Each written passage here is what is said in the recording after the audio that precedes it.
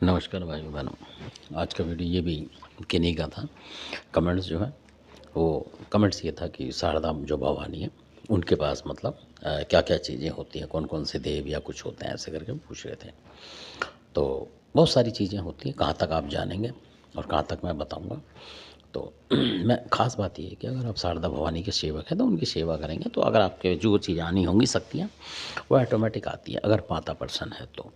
और अगर आप ऐसे पकड़ते घूमेंगे किसी को, इसके कितने वीर हैं कितने क्या हैं, मतलब तो आपको कुछ नहीं मतलब वो लग सकता है इसमें।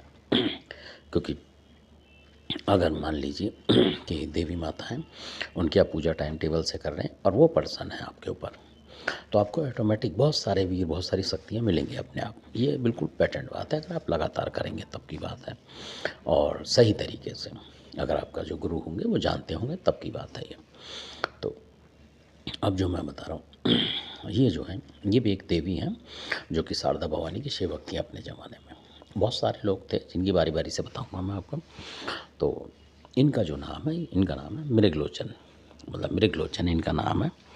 तो इनकी जो शक्ति इतनी ज़बरदस्त है अपने टाइम में। और ये जो है एक लोहार है, मतलब जो लोहारन होती हैं उस समुदाय की हैं असल में। और तंत्र मंत्र की बहुत ज़्यादा जानकार हैं, पर ये ज़्यादातर अच्छे काम करती हैं, सही बात तो ये है। तो कोई भी जैसे काम हो उसमें ये मदद करती हैं। और बहुत सारे लोग इनको जो शारदा भवानी के सेवक होते हैं और जो जानते हैं, घरेलू परंपरा में जिनके यहाँ है वो करते हैं। ऐसा नहीं कि आप करने लगेंगी तो कई बार नुकसान होता है। तो देवियाँ जो होती हैं हर घर के हिसाब से अलग होती हैं, मतलब जैसे शारदा भवानी आपके यहाँ कुछ और होगा, कोई वीर वगैरह किसी के यहाँ कुछ और होता है, ऐसा होता है। ऐसा नहीं कि एक ही वीर सब जगह होगा। जैसे जो खादराबाद की कालका है उनके पास कई चीज़ें ऐसी हैं जो कई घरों में होती हैं और उसमें कई चीज़ें हैं, मतलब जैसे बहुत सारे लोग बोलते थे पुराने बुजुर्ग कि कोई जंगली देवी करके हैं, वो भी हैं। और झुंडो जो है वो भी है। तो और कई घरों में नहीं होती हैं असल में ये अलग अलग समुदाय में कुछ अलग बातें हैं इनमें। तो इसलिए और नहीं तो जो होते हैं खादराबाद की पूजा करने वाले वो खादराबाद की ही करते हैं और सफल होते हैं।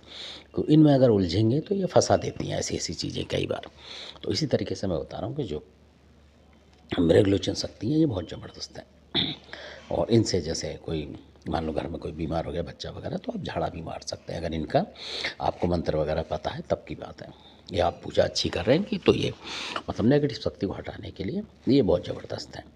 और क्योंकि इनकी जो शक्ति शारदा भवानी से जुड़ी होती है असल में, तो इसलिए ये इसी काम आती है बस खाली, जो कि झाड़ा वगैरह कोई नेगेटिव शक्ति हटानी है तो ये हटा देती हैं। तो धन्यवाद, आपने वीडियो सुना, अच्छा लगे सब्सक्राइब शेयर लाइक करें।